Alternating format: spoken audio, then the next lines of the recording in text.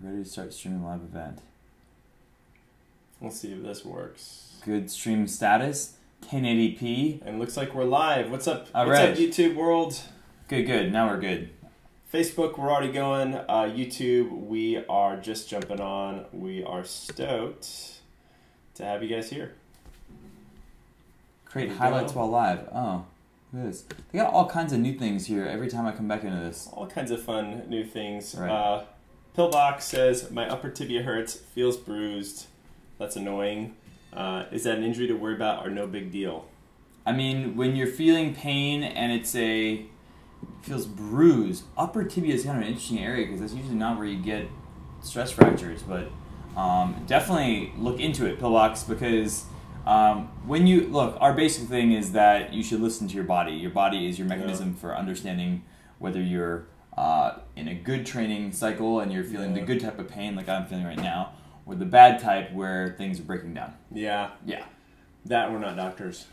But we do have a doctor on staff. We do have a doctor. Do you want to give him the sauce? You might want to get hooked up with Dr. Kyle Bowling. We can throw a link in there for you.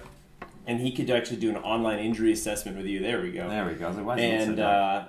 Actually figure out what's going on. Because when we start talking about pain in this area, we're not really able to assess the degrees of pain you're feeling. We don't know if this is a low level irritation or something potentially bigger. General rule of thumb, as Craig says, listening to your body is the way to go. If this is something that you're just a little unsure about, well, getting an injury consult is the way to go. So I'm going to drop this link for you right here. Oh, look at it. Brian, Adam, Jerry, thanks for signing in. We got a bunch of you guys in here. Jack, do you have any tips for getting stamina back? Get that stamina. Get your groove back. Yeah. Brian says, how long... watch the movie How Stella Got Her Groove Back. And get it. Have you ever seen that movie? Unfortunately. I don't know if I ever have. Yeah, unfortunately. How long should a long run get for a half? It should be the length of How Stella Got Her Groove Back in the movie. We're going to have to wait a little while for the serious answers to come. For your half, look, a lot of it, how long the long run should be is based off of what your history is as an athlete. Because there are people, let's say that you played soccer 5 times a week for the last 10 years and you're in pretty good shape for soccer, you can probably pull off doing a half marathon without even really doing many long runs because you have a good base. Now, if somebody who's coming off the couch, hasn't really been a runner for very long and has been running for 3 months, done a 5K, and is doing their first half marathon, it's a different answer. When you're going through programs like our half marathon program, we have a long run that's probably around 9 miles, 10 miles. It builds up to 10 to 12. We always like to give you a little bit of a range. So some of our more advanced athletes for half marathon, they might run the 12 to 13 miles completely because that's still one of the short enough races that you can do that. Yep. People will without breaking down too much. 12 to 13 mile training runs for, say, a marathon. But the idea would be, running it slower than your race pace and maybe a little race pace finish the fast. Yeah. But as Craig said, if you're a brand new runner and, the 9 miles is the longest run you've done, you might only need to go to the 9 or 10 mile range and not necessily go beyond. Want to do a shout out to Kyle? What's up, Kyle? We got a bunch of shout outs. Got a bunch of people here. Daniel, Cynthia, hello from Oslo. Awesome. Is that in Norway? Norway. Right. Okay. Gosh, so. Man. Good. You're testing me out here. We are worldly, I swear. Cynthia says, love doing your warm up. Awesome. I don't know if you're in our training club, but if you like the warm up, training club is the bee's knees. You're gonna like everything in there. Cliff, good evening. I wonder kind of where you are.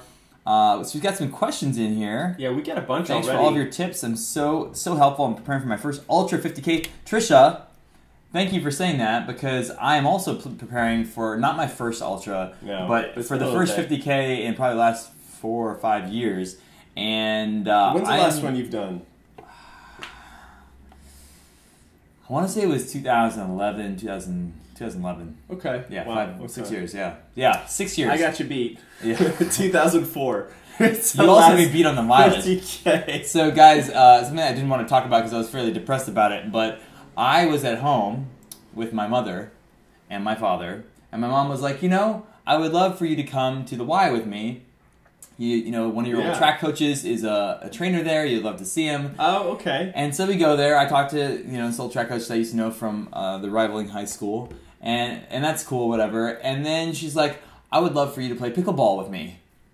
What is pickleball, you ask? I also did not know this. Oh, pickleball is a version of like tennis crossed with ping pong, crossed with badminton. It's played with a special paddle and a wiffle ball, like we used to play with the wiffle ball as kids, and it's played in a in a basketball gymnasium. What is that sport they play in the East Coast? And it's always like it's in the small racks. You hit all the walls inside. You're talking about racquetball. Racquetball. Yeah, no, it's not racquetball. This is not racquetball. Racquetball's a little bit faster. This is usually older people play this. My mom's retired now, and that's cool. And she's never played a racket sport in her life, and she's actually quite good at this. I came in cold with some tight hamstrings and pulled my hamstring trying to lunge for a ball. Oh man, it just went too hot. Yeah, and because I was going on vacation and wasn't really superior, really up on my my mobility, on your pickleball game, it took me a few weeks to recover from that. So I'm very happy to be back and running now. But because of that, I am way behind on my 50K training.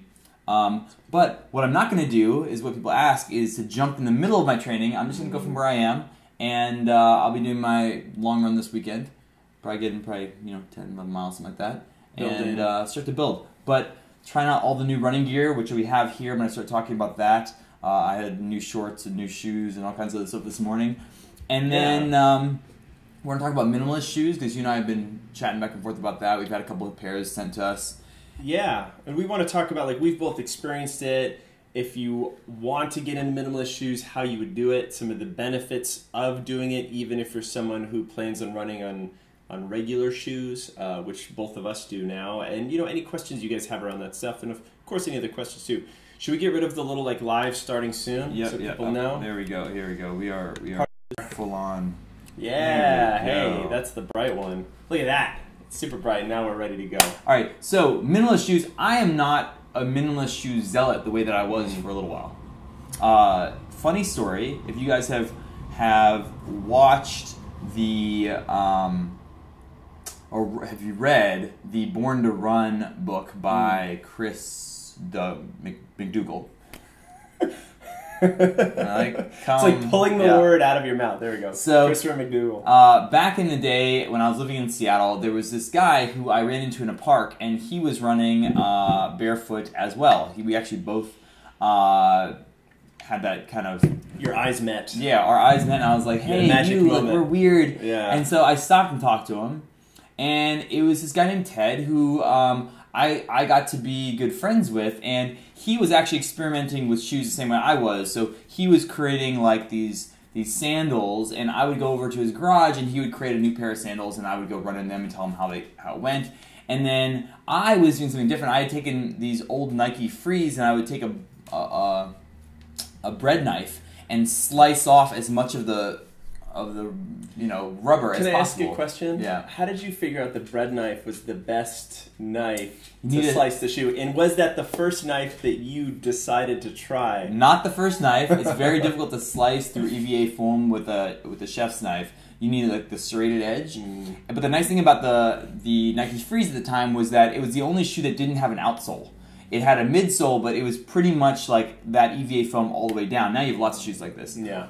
So you could slice through it, and then when you slice through it, the bottom would be pretty much the same thing as it was before. So I would create this zero-drop shoe, because I would only slice the back of it and get it as thin as possible. And I ran into those for years. They looked like trash, because it looked like you had absolutely... Did you glue the sole back on? No, I did try to glue the shoe back on, the sole back on some other shoes. So initially what I did is I put my shoes in the oven, cooked them, the glue falls apart, peel apart the layers, and then try to glue the outsole directly onto it. Doesn't work. Yeah. Because you get all kinds of bunches in there, and it just feels ugly. That's very close to the origin story of ultra running shoes. Yes. Where the founder, Golden, wanted to figure out how shoes were put together, and he was running a lot, and so he put a shoe in a microwave or an oven and then pulled them apart that way.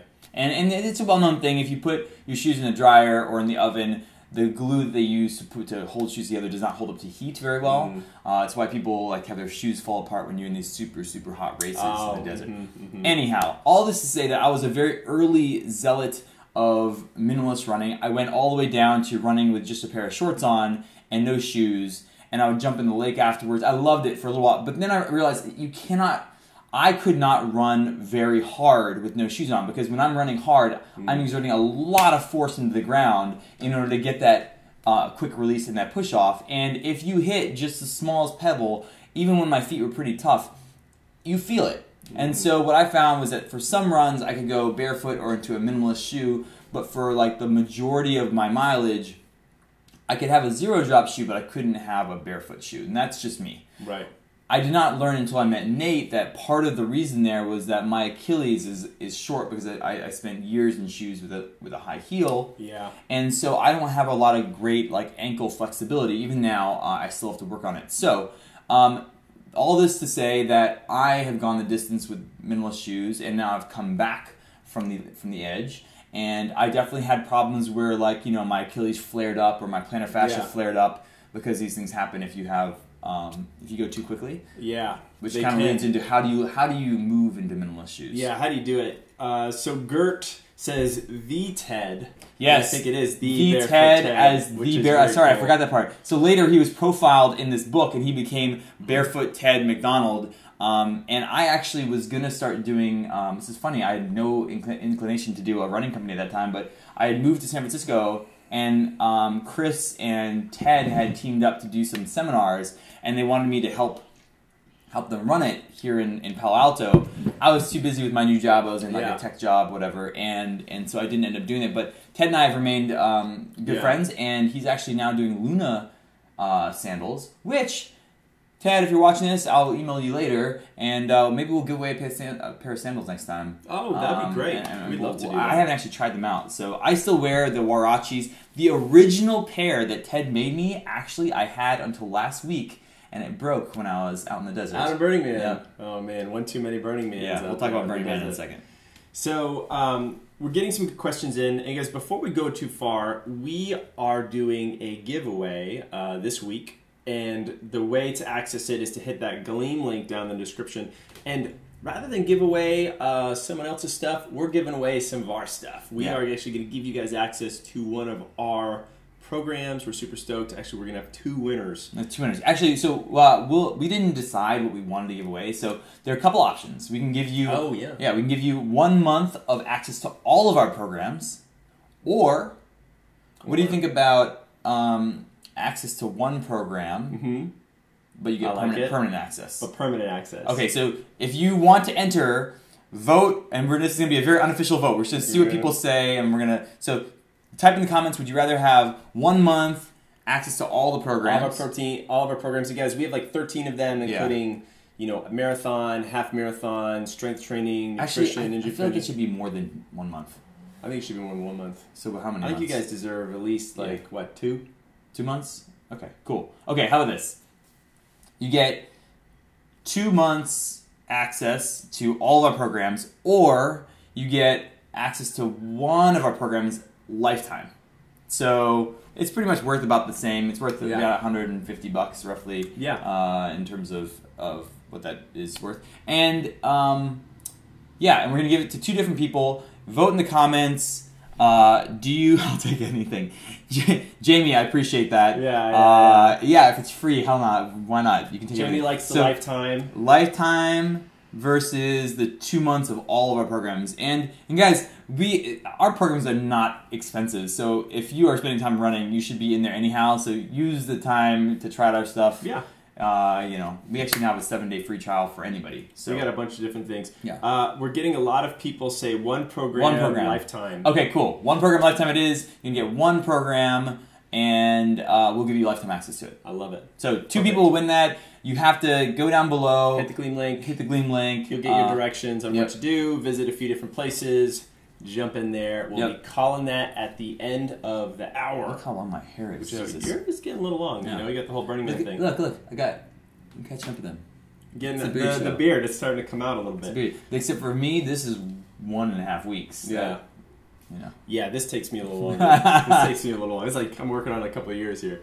So, guys, you get a lot of great questions in here, and we definitely want to get to them. We do want to talk a little bit about your shoes. So if anyone has any footwear-specific questions too, or minimalist shoes, we can talk about that too. Can I start talking about Please, yeah. Okay, so I ran in these this morning. This is the Merrell, let me get this right, Bare Access. Is this right?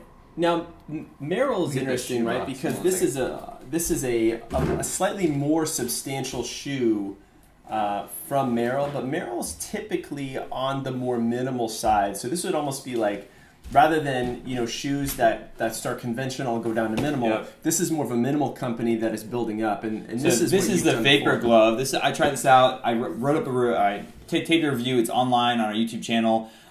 This is the Vapor Glove 3. Yeah, I believe. Yeah, let me see. There's so many shoes floating through here. The Vapor Glove. It's the newest Vapor Glove. Yeah, that's the important part. So whichever one that is. Yeah, the Vapor Glove 3. Okay, so and then you ran in this one this morning. This is one of the best barefoot shoes that I've been in, and I've been in, the Vivo Barefits, the Terra Vivo Barefoot. We have a full review, guys, on this on our channel. Yeah, it's probably what came out a couple weeks ago. This is great. Or a month ago. So if you want to scroll back and check that out, you can see. Definitely not a high mileage shoe for me. Some people. What about this? Did you just run in this morning? No, I only have one run in this shoe. How far did you run today? Like 6 miles. Okay. Yeah, did some vert. It was good. Where'd you run? Where'd you get all the vert? Twin Peaks. You went Twin Peaks? Yeah, I did your suggestion. Yeah. Because we film a lot on Twin Peaks. When you see us like overlooking the city, it's this really awesome kind of mountain in the middle of the city. Yep. And Craig was like, "Shit, like where do I get some vert?" We were both getting ready for this North Face race. And he's in the city, and I live in Marin, so I get a lot more vert. And it's like, where should I run? He's like, will you pull up? So we're gonna talk about this. I want to pull up the Running Warehouse shoe. Let's see. I'm gonna pull up the actual site. Holly on this asks, shoe. "What's the difference?" I'm totally lost when it comes to that lingo. Is that the minimalist shoes, Holly? Let us know. I think that's there. Michelle says, "I made it. Sorry, I'm late." Bare Access Flex. Holly says 1 program lifetime. Just catching up on some of the Facebook comments here. Okay, so let's see what they say. I'm going to give you guys a look at what I'm looking at. Yeah, so you guys can take a look. Okay, cool. So we like to use the Running Warehouse site because they are we have a partnership with them. You can find the link below if you want to buy these. But check this out. They have all the information about the shoe, and we went and met them a couple weeks ago. So this is how we get kind of a standardized look at what the shoe is. They test these shoes out personally. So what does it drop on this shoe? 0.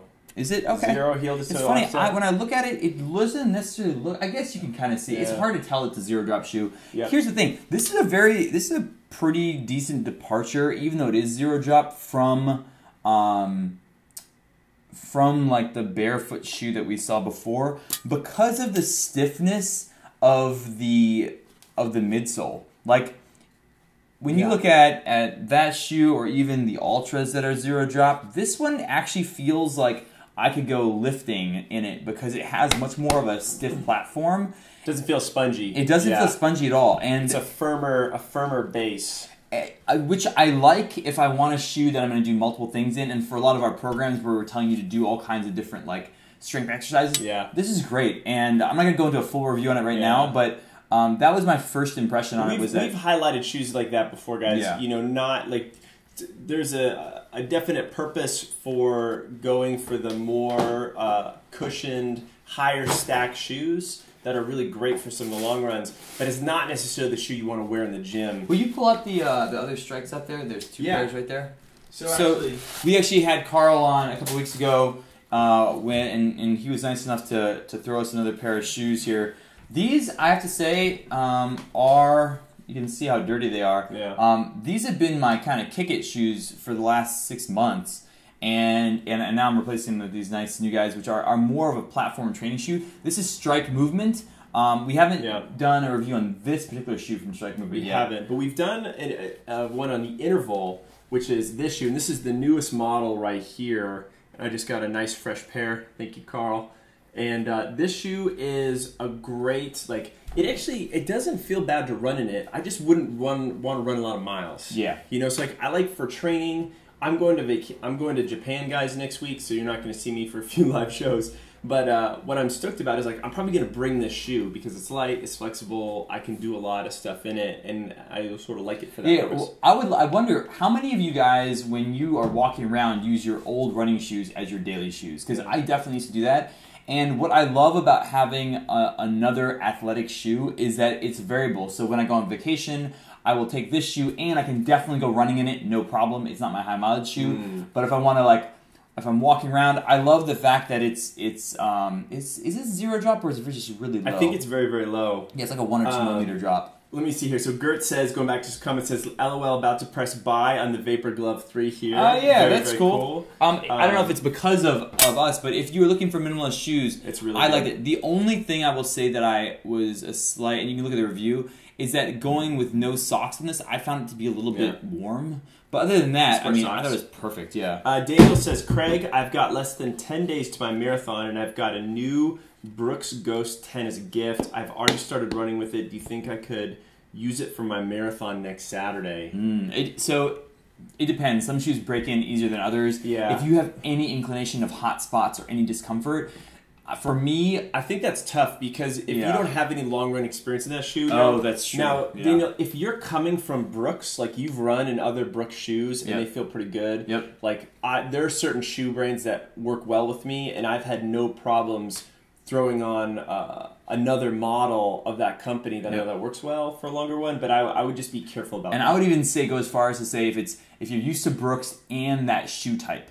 Right, because you have daily trainers, you have maximalist shoes. So people, they're kind of like cars. Shoe companies come out with different types of genres. So there's a sedan, there's the sports car, there's the luxury vehicles, right? And similarly with running companies, they have ones that have all the bells and whistles. They have classic brands. So if you're familiar with that brand and with that shoe, go ahead, use a new pair of shoes. And as long as you don't feel any problems, I think the marathon. But 10 days sometimes is not enough, especially as you're tapering your mileage, to really necessarily get a good sense of whether the shoe's going to work, and you don't want any surprises. Now, if your other shoes are so trashed that you don't have any good options, then you take that into account as well. Yeah.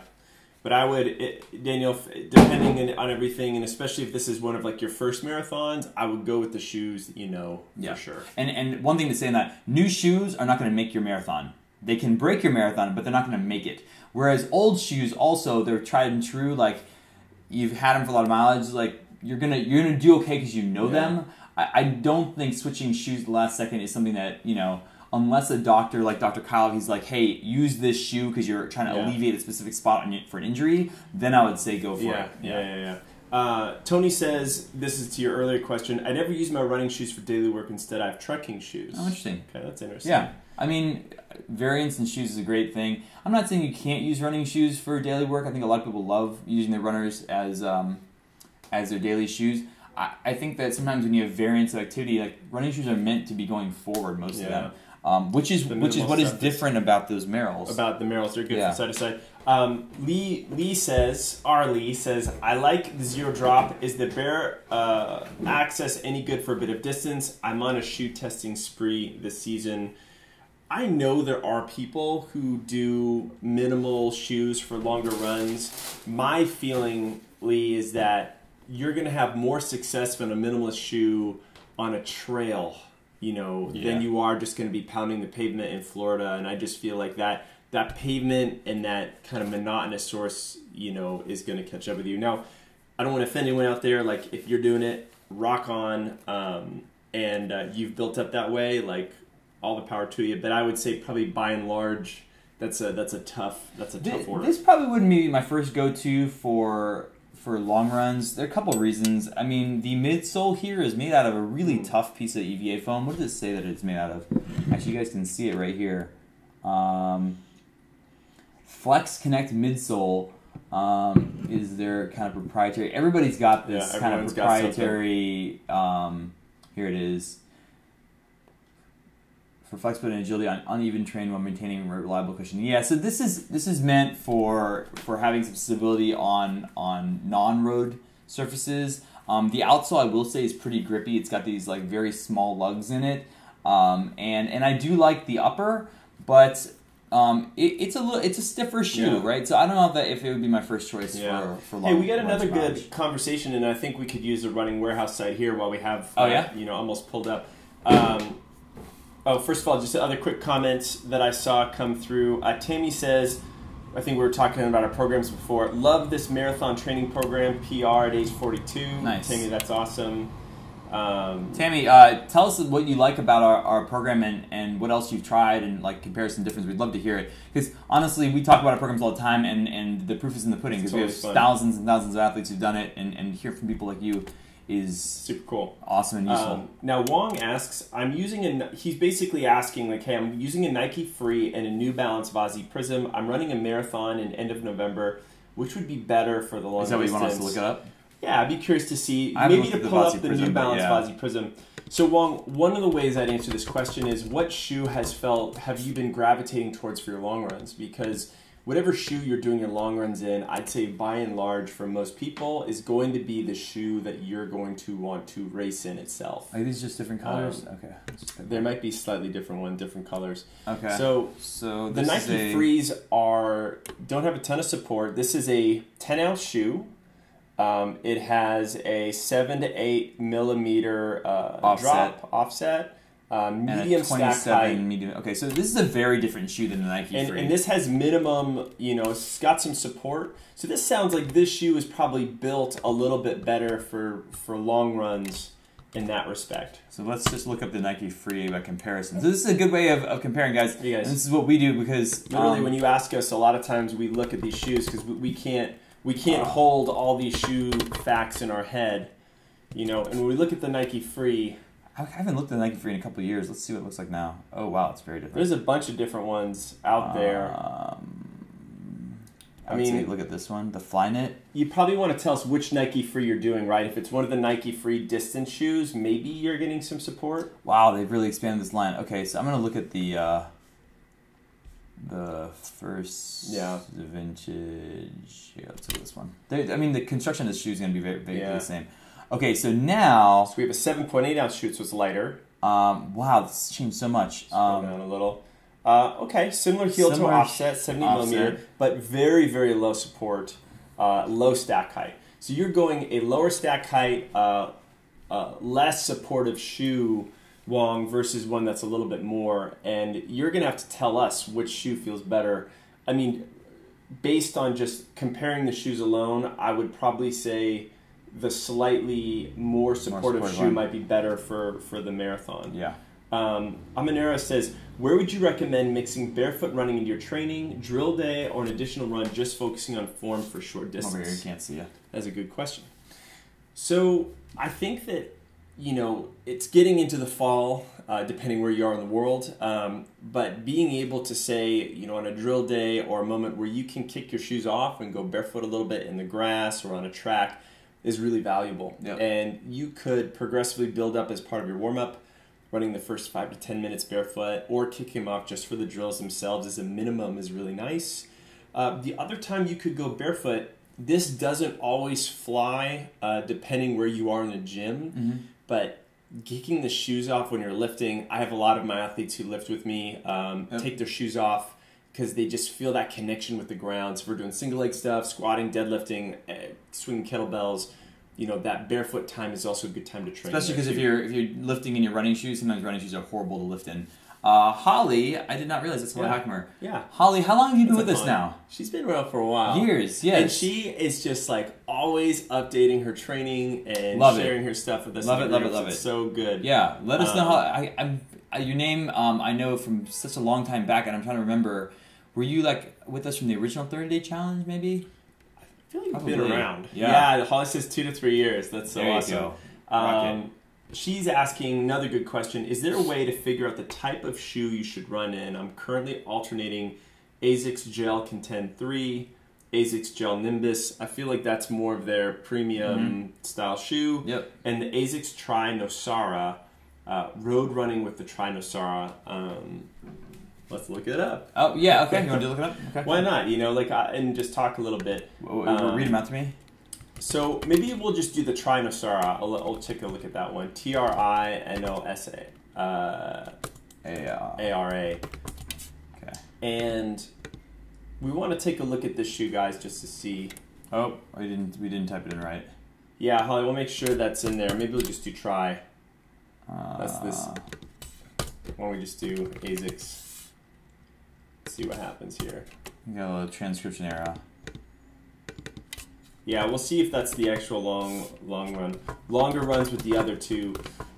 So, Holly, we actually came out with a video with the Running Warehouse. Noosa, there we go.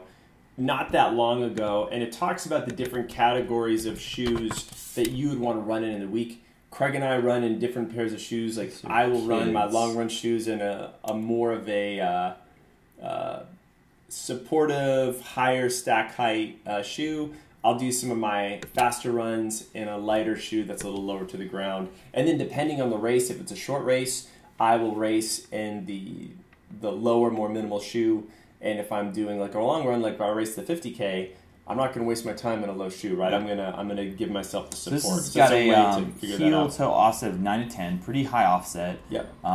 Very low. Very it's neutral. Low stack height. And a low stack height. So it's basically you're low to the ground, but it's got your heel up. And an 8.9 ounce shoe, so it's a light shoe. Yeah. So this is probably like a racer, something like that, which I think is really good. Yeah, no worries there. Lee says she loved my Tri-Noosas. Yeah, and if they have, if they feel good, that's always the way to go. Hopefully that's helpful. Tammy, going back here, says, oh yeah, she's talking about, this is back to the marathon question. Guys, we're ping-ponging around here. And just a quick thing, for those of you guys who are just joining, we are talking about shoes and minimalist footwear, going kind of in and out of things. And we are actually doing a giveaway of some of our programs. We are going to give you lifetime access to one program that we have set up there. The way to enter is to hit that Gleam link in the description. Yep. And you'll be able to get not only one entry, but multiple entries. And we're going to do the drawing by half an hour. So stick around. Sounds good. So are you done with the shoe things, or I want to kind of get into... Yeah, let's get into this. I just want to do a quick thing for a follow-up with Tammy, and we'll come back to some of the shoe posts later. She was asking about what aspects of the marathon training program that she liked. Oh, yeah. And she says, hey, I have used other programs where it's only running different distances, no strength training, no intervals or hills. I feel like that made all the difference. I no longer have knee pain and feel all around stronger. So good. Hal Higdon was the specific program I used before. Very cool, Tammy. We're psyched to have you and glad that that's working well for you. I love hearing this because it's the exact thing that we keep telling people when we try to give them information on our programs, which is I used Hal Higdon, I used Jeff Galloway, I used all those programs before we started this, and our whole goal was to take that and not throw it away. I mean, there are a lot of like good segments of that program about the way that they arc training over the 3 weeks and the down week, and we use that in our programs as well. Yeah. You can even use the mileage charts there and then add in all the stuff that we use in our programs if you want. They have a great job of doing like gradation stuff, which we have beginner and advanced now too. But our programs are meant to help you earn your mileage. Yeah. And what that means is that you are doing the strength and the mobility and stuff that gets your body ready for the training, because a lot of times when you get up off the couch or you decide to run a marathon and try to, whatever it is, you don't have the strength and flexibility and mobility to actually healthfully train. And so many people get injured, don't make it to the starting line, or they don't make it to the finish line healthy. That's funny. Steven, one of our other training club members, says, have you got a program without happy stars? I'd sign up for that one for life. Without happy stars? Oh. That's a little ad move. Dude, the happy stars can get sad kind of quick, but... we call them happy, though. We do this to get you guys stronger. You're going to love it. So we're going to switch gears a little bit. I want to talk about this thing. Talk about... What do you guys... Okay, obviously you know what this is when I hold it up, but this, one of our coaches, Kirk, texted me and was like, hey, have you tried one of these things out? It is awesome. And I was like, when we were at Boston, I did try one of these out. I was sitting in a chair. If you go back to our Boston footage, we tried this out. But Roll Recovery didn't send me one, so I forgot about it. And when he told me about it, I was like, okay, maybe worth another shot. So I emailed them. And it's like, look, guys, one of our coaches is a huge fan. Send me one of these. I would love to try it out. And I am a convert. So this thing, when I look at it, I'm like, this is an over-architected piece of running gear. Why do I need a bunch of skateboard wheels on this like weird thing? But here's the thing. The rolling and self-massage myofascial release tool, whatever you use, whether it's a $2 lacrosse ball or it's a more expensive tool like this, the one you use is the one that works. And what I love about this thing is... Do you feel like this is the one you use? So good, because I'm on the couch and like it or not, there's a little bit of hindrance to jump on the floor and jump on a ball when you're sitting and watching. Yeah, sometimes when mobility requires work, you know, it's annoying. So this is great because I just open this thing up like this, and I put it on my quad, or I put it on my calf, or I put it in my arm, which I play the guitar, so I has a little tightness in my arm the other day. And you can... A little arm tightness. Little arm tightness. And you can get... There are parts of your quads that you can't get with this that you can get with a ball, but this is such a great job of getting into the IT band area, the hamstring and quad, and around the knee. A lot of times when you lay on something, you're using your body weight to create additional pressure. Yep. And this has some kind of nifty springs that kind of create that pressure, right? And you also put your hands on it, so you can increase the tension by just pushing in, and you don't have to exert much pressure. Oh, interesting. The other thing I like, one of my favorite exercises that actually came from our coach, Kirk, was working on the soleus area around your tibia, because that's where I tend to get like a little pain for shin splints, that sort of thing. And really working on that area has been all the difference in terms of getting rid of my shin splints. And this thing is like tailor made for you. You put your calf. I can't do it on video here, but you put your calf in there. Here, we'll just use my forearm. And you can really you can really work that back and forth, and then like adjust it. I did a lot of pull-ups the other day. That's feeling pretty good. So I love this thing. I'm going to keep using it. Definitely not the end of my review. But what I felt bad about is that they sent it to me after we got done with our foam roller review. Yeah, so it's not in the foam roller review. It's not in there, but I really did like it. I don't know if that's out yet. No, the foam roller review might be coming out in the next week or two. Maybe I can like do a little blip and be like, hey, try this thing out. Yeah, we can throw a little bit of thing in there. Maybe we'll do that, because this is actually a really good tool, and I like it. So Roll Recovery... they're kind of... Are they new to the market? I feel like I don't know them from like 5-6 years ago. But so I think there's a lot of new players in the mobility and injury prevention space for sure. But they're definitely moving and shaking and trying different things we appreciate. And Tracy over there sent me one of these, and I think thanks, Tracy. Maybe we'll get them to send another one and do a giveaway, because this is super fun, and I recommend trying it out. Or if how much is it? I don't actually know. It's likely that this is quite expensive because it is a well-manufactured piece of equipment. But at your next race, like we'll be in New York and stuff. Yeah, $120. Yeah, 120 bones. So this is not cheap, unfortunately. But if you see them and you're at a expo, because I know they go to expos and stuff like that, try this out, because you will see that it is a very additive piece of equipment, not just another ball, another thing to roll on. Totally. So, cool. Just want to give them a shout out, and this is definitely been added to my repertoire. It's the one of all the stuff in the corner there, and this has been the one that's been sitting on the area he's pointing to is like our overflowing back. It's our overflowing. More Craig. Should we bring it out? You want to see it? Yeah, we should go and see it. Hold on. And guys, we're taking questions as we go. Make sure you drop your questions down there. Amelia is last week's winner to our giveaway. She won some Scratch product, and she's asking about pelvic tilt. And I love talking about pelvic tilt. So we'll chat about that a little bit here in a second, but drop your questions down below. We are doing a giveaway for some of our programs, so make sure you hit that Gleam link. There it is. You can see all the different pieces. He's got like all the toys and just... We reviewed all of these. So we reviewed all this stuff. So yeah. And this is a bucket, so it goes all the way down the bottom. It's pretty fun. Anyway. There we go. So on to some different questions here. Amelia asked, hey, how would you train differently if you had an anterior pelvic tilt? And anterior pelvic tilt is when the front of your pelvis is tilted forward a little bit this way.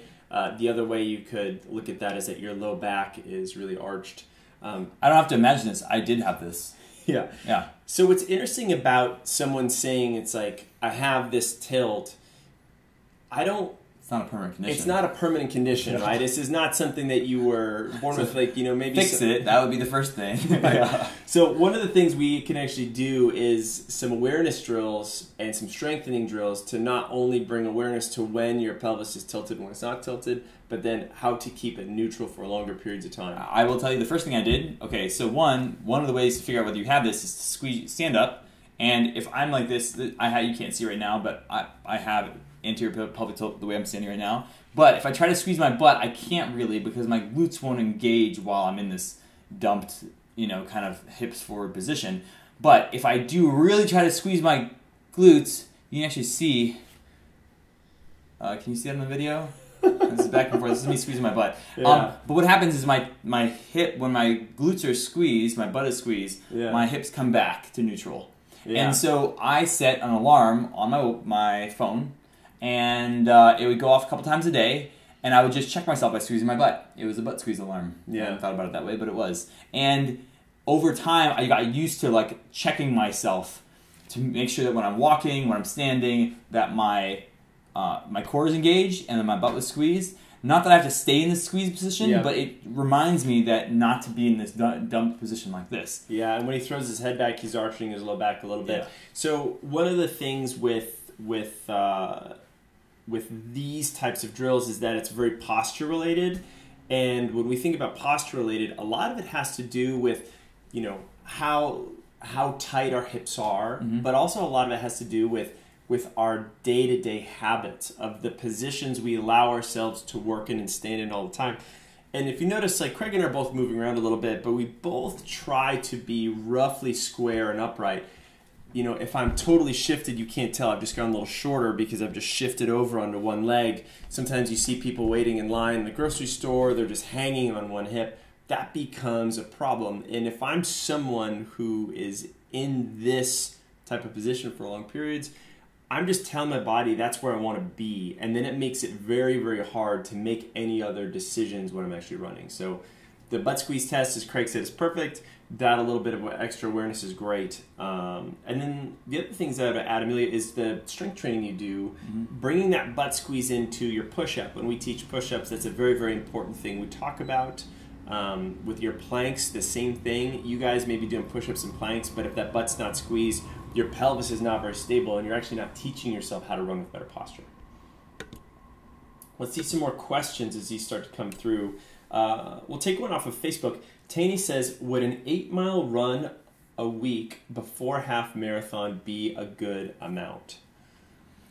So my question is, are you looping this in with the rest of your half marathon training? If you're saying, hey, I'm just going to do an 8-mile run once a week and then I'm going to run a half marathon, you're largely leaving things up to chance because you don't have enough training to really decide whether you're in shape for the thing or not. And you always like to say this, right? Yeah. Like, someone off the couch, if they got paid enough money or they were forced marched, could probably get themselves through 26.2 miles. Is it a marathon or half?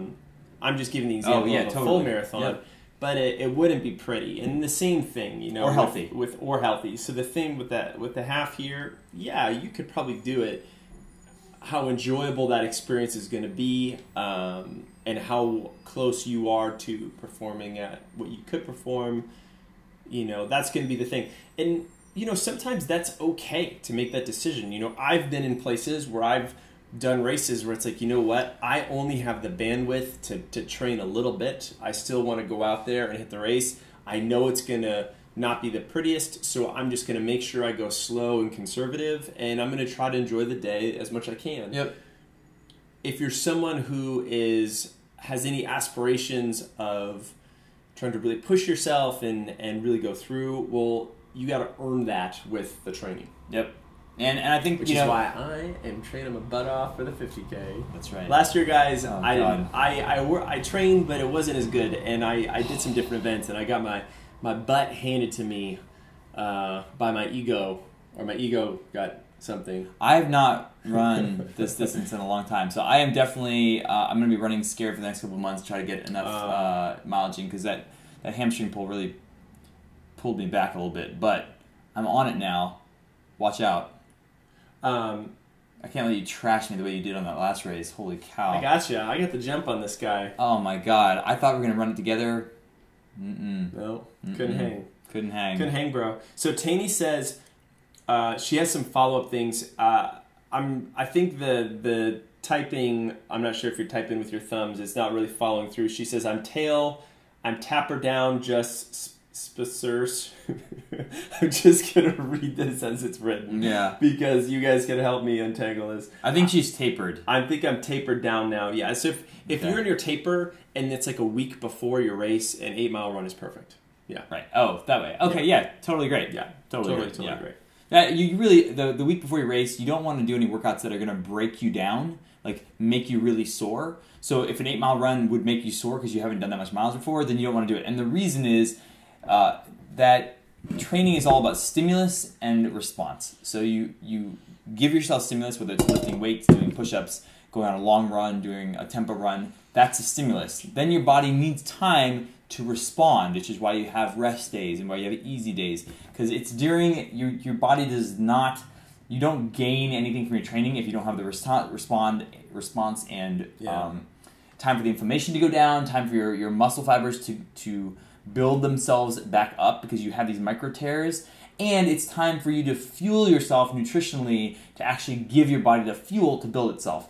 If you don't have any of those ingredients, if you don't have hydration, all the training in the world is not going to help you because you've just given stimulus and no response. Similarly, if you have a race coming up in 4 days, you don't have time for that mini training cycle. You don't have time for the stimulus and the response. So you're not actually gaining anything by going hard that close to the race. No, not too much. Oh, nice. Amelia's answering the question when our giveaway is, and it's in about 15 minutes. That's right. That's right. Guys, again, there's a giveaway. Hit the link below in the description. We're going to be giving away 2 people are going to get lifetime access. We're giving away 2 people? Yeah, we're going to give 2 people. We're going to give away lifetime access to one program. Lifetime access to 2 people. Oh my God, I'm not doing this right. 2 people are going to get access to one of our programs for a lifetime. There we go. There you go. That. That works too. We get some other good questions. Running Guru, what's up? Hey, Always Running Guru. On. Nice. Hello, I'm digging the potted plants. Aren't they great? And our beautiful wooden sign. Yeah. We actually have this made on Etsy from this really awesome artist, and I would love to give them a little shout out because they do a really good job and good turnaround. And but you can't remember their name. I cannot remember their name. We'll find out. I'm going to try to look this up and see, or maybe give this out in a future week. But they're super cool. We need to pull these numbers down. Running Guru says stimulus and response perfect. I got a question for you guys. This is something I'm thinking about this week. We are going to do another virtual race. Yeah. And it's going to be coming up on the Thanksgiving weekend because we know a lot of you guys go out and do turkey trots. I do them. If you're in America, turkey trot. And if you're not, it's a great time period because it's before the holidays. You can ramp up to that. So our next virtual race is going to be on Thanksgiving Day weekend, which is the 3rd Saturday and Sunday of November. Isn't Thanksgiving always the 4th Thursday of November? I don't know, but it's going to be that weekend. Are we doing the weekend before Thanksgiving or the weekend after? Is it 4th? The weekend after. Okay, so the 4th weekend in September, in November. Anyhow. Craig just got back from vacation. Yeah, I'm still... He doesn't know what's going on. My mind is still at Burning Man. And what I would love is your all's opinion on, like, the type of run that we should do. Yeah. I would like to do a 5K. I think 5K is a very celebrated distance because no matter what distance you like racing at, getting your 5K time down and working for 5K will make you a better runner, bar none. If you're a marathoner, if you're an ultramarathoner, it forces you to go past the point where you're not sprinting, but you are at a accelerated pace and you're really working on your speed. So I love the 5K distance. It also allows a lot more people to enter because it's not a half marathon. So it does. I think we're going to do a 5K, but themes, types of prizes, we are completely open with this. We don't know what we're going to do yet. So we did the summer 5K last time. It's probably going to be a little bit how we're going to brand this, what our theme's going to be, whether it's going to be a turkey trot or something else, or... Yeah. What would you guys like to see? And we might even do like little sub prizes. So the person who does a 5K with the most vert, wins a prize, stuff like that. So we're getting a few comments and questions around this. One, Erin is on there, and she is saying Cindy at the Naughty Shelf.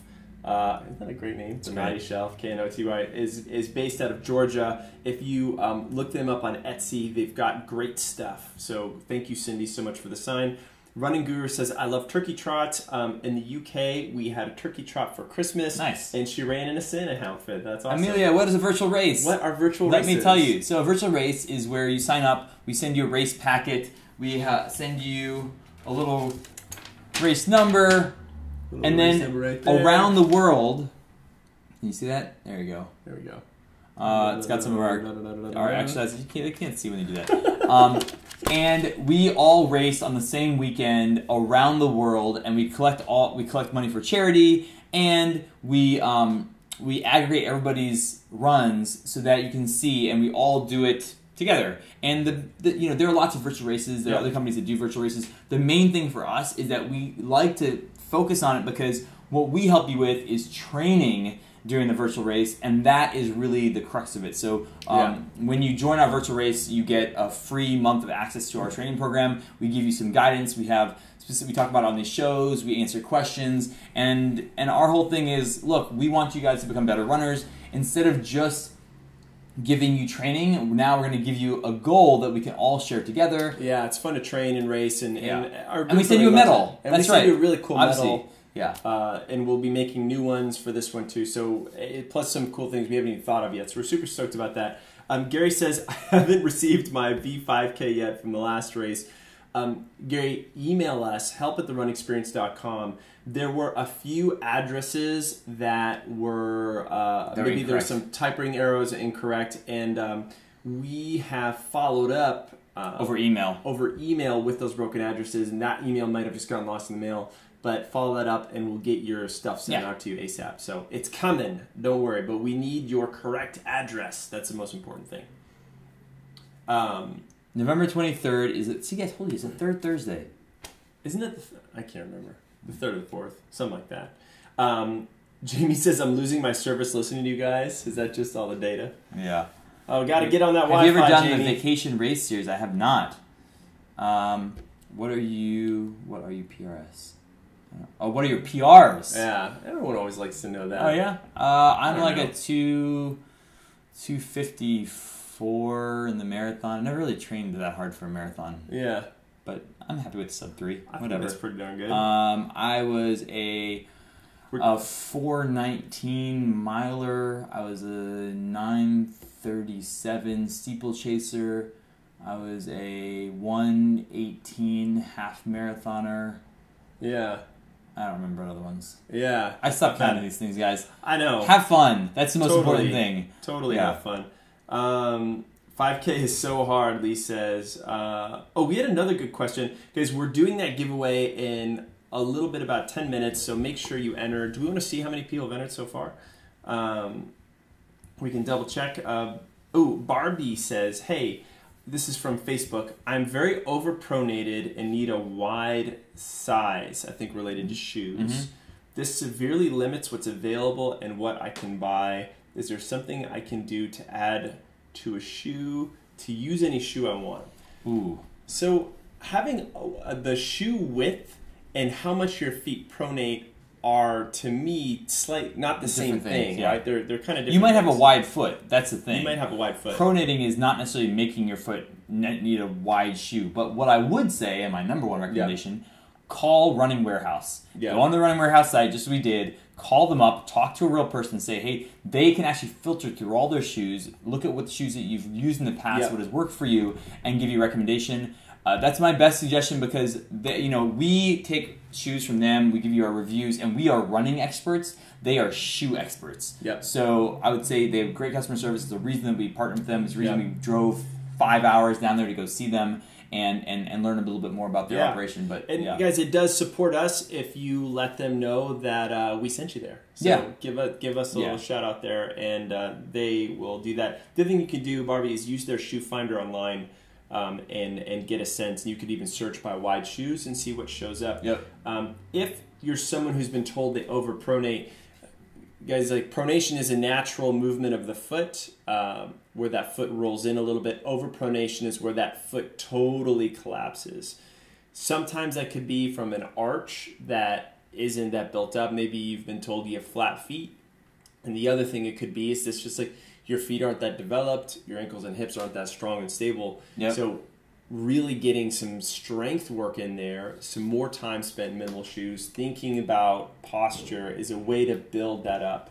Gotcha. So the different things we can Leah was do. also saying, and we didn't push this, but that she did a gait analysis with our own Dr. Kyle Bowling, and that gave her a lot of insight about what type of shoe to use. So, if somebody's told you overpronate, you can send in a video of you running from 2 different directions, and then Dr. Bowling will actually slow it down using special software and do a 30-minute call with you describing what to do and like how your foot is moving.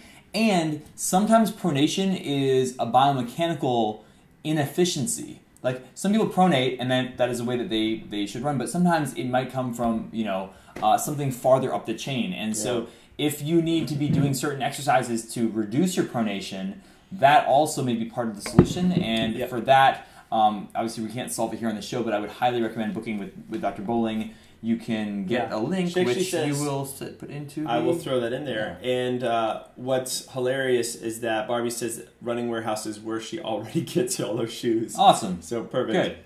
Good. So that's a place. Here's a link, guys, to our gait analysis with Dr. Kyle Bowling. Yeah, and our gait analysis with Dr. Bowling, the difference there, you can get gait analysis done in so many places. The difference is that he is a running injury specialist, and he is not trying to give you a product or sell you shoes or whatever. Like, he is only there to make sure that you can start to run more efficiently. And what a lot of athletes do is they'll book one. He'll give you a set of exercises that you can follow along and actually track progress, and he'll see the progress. And he'll give you very specific exercises. Do this Monday, Wednesday, Friday, these exact things, and then come back 4 weeks, 6 weeks later, whatever he says, do the analysis again, and you'll be able to see a difference. And that is something that I think is a huge benefit that I hope more and more people start to take advantage of. I totally agree. And guys, and on Tuesdays, Kyle, usually right now we're like one a month or every other week. He is doing a live Q&A on injury prevention stuff and gait analysis stuff. So if you ever tune in on Tuesdays, he is there, and you can watch previous ones that we've done just by checking out our channel. Yep. Do you want to go ahead and read this comment out for me out loud? 23rd is the 4th Thursday Clowns. Okay. I desist. Thanksgiving is the 4th Thursday, not the 3rd Thursday. Yeah, that's right. I guess it couldn't be past the 21st and be the 3rd Thursday. Exactly. Hey, you have a calendar in front of you, so I don't. We don't have that. Joseph says, "Hi guys, OC in the house." Orange County. Orange County. Yeah. I like that. Running Geek Girl says, "Yay! I adore virtual races." Awesome. Running Guru says, "How about doing a virtual marathon for the month of November?" It's not a bad idea. That's interesting. Where like over the whole month you'd run a marathon? Yeah, I like that. I like that actually. That's kind of cool. Yeah. I definitely like that. Well, guys, we are almost there for that. It's time for our giveaway. Guys, okay, so 2 people are going to win lifetime access to one of our programs. You get to choose the program. For you guys that I'm going to show you the programs that we have. Let's see. So let's go here.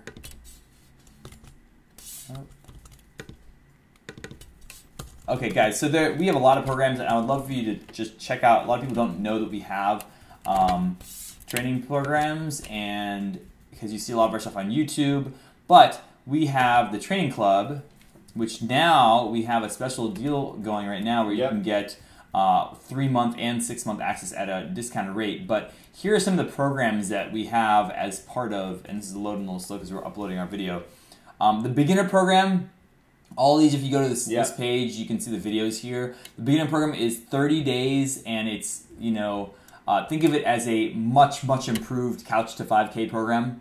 It includes not just the running portion, but all the pieces you need to call yourself a runner at the end of the 30 days. So that's included in there. You can move from there to our intermediate 30-day program called the 30-Day Challenge. That was our foundational program, the first one we ever came out with.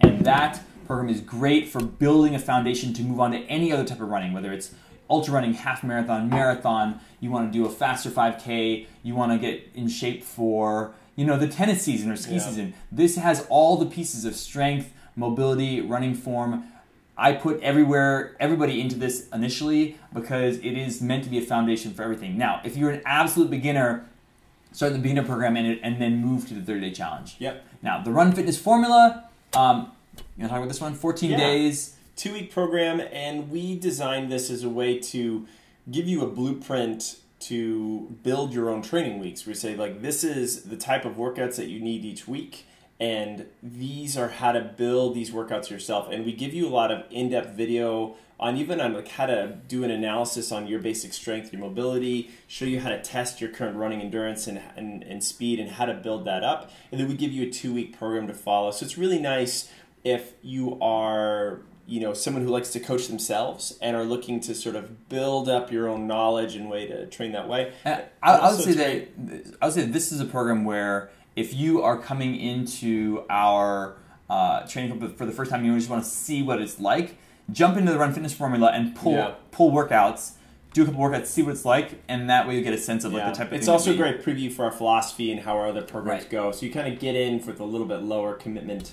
And then we've got our half marathon and marathon programs, and full marathon. And I love these programs, especially when you do either the beginner running program or 30-day challenge first, because that gives you that first month foundation, and then you jump into that 8-week or that 16-week program, and it really builds you up nicely. And this is obviously meant to build you up to that race.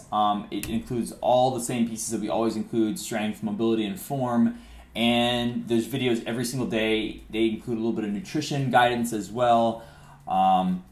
Finally, we have a couple smaller programs that are some of the most used things because they are additive. The injury prevention series is, head to toe. We go through all of the different ailments and rolling it out and using this is how to like treat yourself at home.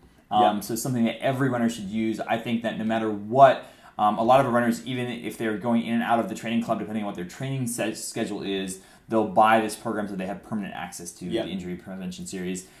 Perfect Run Form series, again, we wanted one spot for you to go if you just want to say, like, how do we at the Run Experience think about running form? One of the main differences is that we think about running form as what are the cues to tell you how you should feel when you're running as opposed to how you should look. If you go out on the street, the park, you can almost always look and say, is that person an experienced runner or not? You can probably tell. But when you're running, you can't necessarily see how you look. So really you have to go off by these body cues of how do you feel, how should you feel when you're running, and use that as your guideline. So the Perfect Form series is all about that. Running strength program, that is our newest program. It is advanced strength, where you get into a gym, you get a little bit more of like dumbbell, barbell work, some kettlebells, and some people use it in the off season. Some people supplement the training, the advanced strength in the marathon or half marathon program. There are 8 weeks of 2 workouts a week in that program. And then finally, we have nutrition challenges that are new ones coming out every quarter, and it's a 30-day nutrition challenge. We don't talk necessarily much about dieting at the Run Experience, but we talk about building habits, because habits last a long time, diets start and end. They do. And so we have these nutrition challenges by our nutritionist, Elizabeth Inpine, and whether it's changing your morning meal, just trying different things, adding new stuff to your repertoire so that you over time are becoming a healthier and healthier human, and thus a more successful and healthy athlete. So those are some of the programs in there. There are a couple other like bonuses in there that we have not mentioned, warm-up series, sort of thing. Giga asks, I'm 57, would the Run Fitness formula be good to work out as a workout plan to suit my age? Yeah.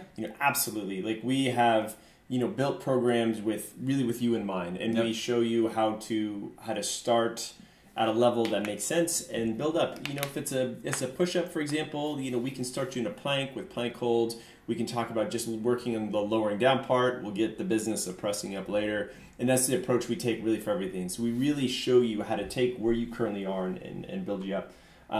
Should we do the guys, the winners? Last 10 seconds, better jump in there for that gleam.io, that link at the bottom. I'm about to choose a winner. Oh, you did? Oh, we just chose it. Fantastic. Cool. Okay, so the winners are Art Weeks. Yeah. Art Weeks, and we have your email address here. We'll be emailing you. And here from Grand Rapids, Michigan. Congratulations, Art. And then Melissa Francois from Colorado. U.S. Greeley, Colorado. Fantastic. Congratulations, Melissa and guys. Art, congratulations. You got lifetime access to one of our programs, so you can choose one of these programs and say, hey, I would love lifetime access to that. Yeah, anyone you we'll want. reach out an email, and we'll be able to do that for you. And if any of you guys want to go and see what these programs are all about, the page that we're just looking at is on our training club page. Yeah, you just go to Training Plans, the Training Club. You can actually click on here, and I'll show you. This is actually a new pricing that we have that is not available. We don't know how long it's available because we put it live last week, and we're just testing out to see whether people like it or not. You get a 3-month option, so it's only $23 a month. A 6-month option, it's only $19.99. That's the lowest price we've ever offered this. Even when we first came out with it, it was not this cheap. And if you want to just test it out, jump in there. You get 7 days for free, and the normal price is $29 a month. So we would love for you guys to join us. And we, of course, will be back next week with another episode 18. 18. What are we doing next week? I'm not going to be here. Oh, that's right. I'm going to be in Japan, guys. Okay, I'm look excited. at this mug for 60 minutes. But and special guests. Maybe we'll be able to get... who should we have on? Holly, maybe? We got Holly back in there. Yeah. Holly, maybe Elizabeth. Maybe we can get Rachel to come over from Reno. Oh, hey, that would be super cool. Yeah. Totally guys, love it. Thank you so much for joining us. We will see you next week. And it is time for... the super fun sign out. The sign out awkward music. Fun awkward sign out giveaway. All right, guys. See you next week. Thanks. Cheers.